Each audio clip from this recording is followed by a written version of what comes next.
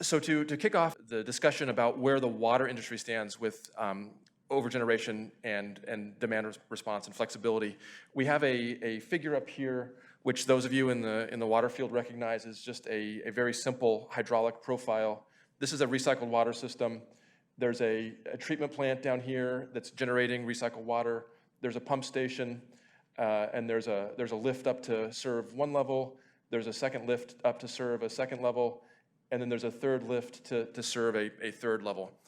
And those of us in the water industry or in wastewater too, this is what we do on a daily basis, right? We figure out what the hydraulics are to get the water, whether it's recycled water or it's potable water, to the customers at acceptable water quality and acceptable pressure standards. And if it's wastewater, we do the same thing, but in reverse, how we get the wastewater away from the customers. So those of us in the water business, we're looking at that and we're seeing the hydraulics and we're seeing how that works. And what I've learned in the time that I've been working on this with the SCE team is that the SCE people and the energy people, when they look at this, they see a battery. They see a way to store power. They don't see lifting water to customers and for pressure and stuff like that. They see when you lift that heavy amount of water up to here, you're storing energy that at a certain amount of time. And when you lift it all the way up to the top of the system, you're storing more energy. And so what they're looking at is how can the water industry change a little bit in the timing maybe and maybe even in the locations of how we do those lifts, how we move the water around, how we move the wastewater around to different times to store energy and then use that energy in ways that correspond with overgeneration and make the grid more resilient and flexible as well. And the absolute key to that is flexibility. If your water system, if your recycled water system, if your wastewater system is absolutely at the limits of its capacity right now, and it's working the hardest that system can possibly work just to meet customer demand or meet flows that particular day, it's going to be really difficult for an agency to then shift that operations in order to better correspond to overgeneration periods, right? So part of the flexibility that's needed is that we need to find ways to develop excess or extra capacity in the system, because it's that extra capacity, and that can be storage capacity. Maybe the reservoirs are a little bit larger, or there's more reservoirs, and that could be pumping capacity. And the same goes on the wastewater business. But we need to find little bits of extra capacity, because that extra capacity then allows us to maybe shift and funnel some of our operations from one time period to another. The extra capacity is a key element of the flexibility, and that's the one that was apparent to me as a hydraulics engineer going into this, is yes, there's going to have to be more capacity in the system. The part that wasn't as apparent, but that has really come out of the case studies and in the discussions we've had with people like Rancho California and Palmdale and others, is that you have to marry that extra capacity with a really deep knowledge and understanding of the system, whether it's a recycled water system, a water distribution system, or a wastewater collection system and conveyance system.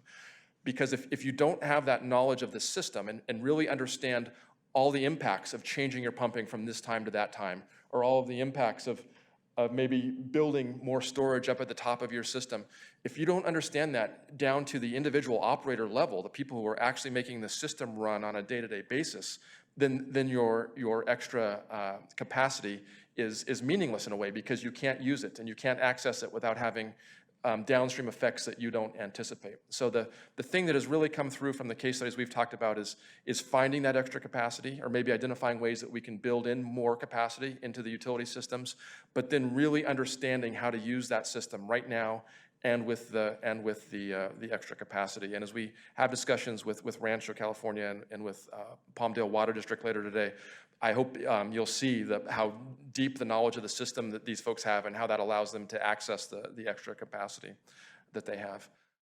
I'll bring up one last point that we've come to understand as we've been looking at this with the case studies, and this the hydraulic profile we have here is a good example of that, because it's a recycled water system. So the ability of the water industry to respond to overgeneration and to flexible demand response or demand side management can happen on a daily basis, right? And that sort of gets down to the time of use that we were talking about.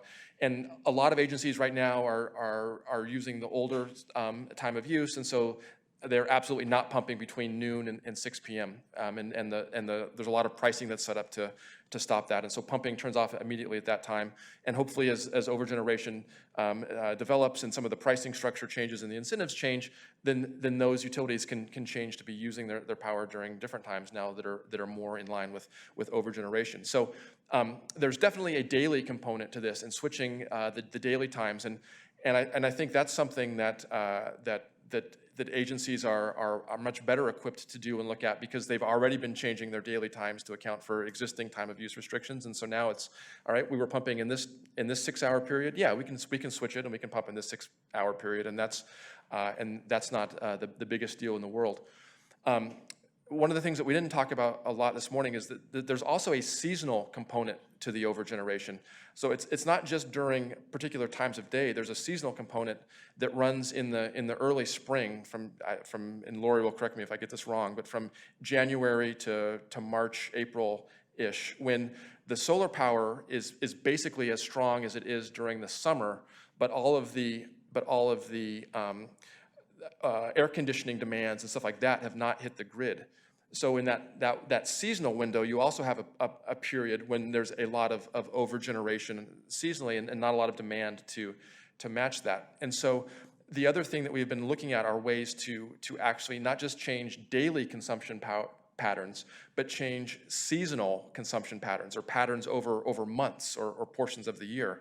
And as you can imagine, that is more difficult. One of the reasons we talked about is water quality and just the amount of storage you need in order to do that. So for potable water that's already in a distribution system, something like that is very difficult to do. You can't store months of potable water in a large tank, for instance. It's just not going to work.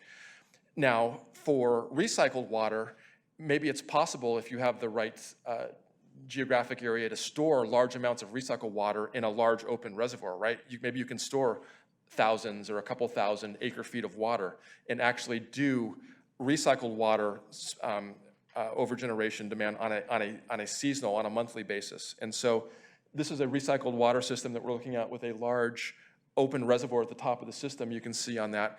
And so one of the things that we've looked at in particular is can you use large open storage of recycled water to change how recycled water pumping and storage is done actually seasonally. And during those months of January to March, April, put a lot of water into that open storage, and then during the non-overgeneration months, allow it to come down from that operation of storage.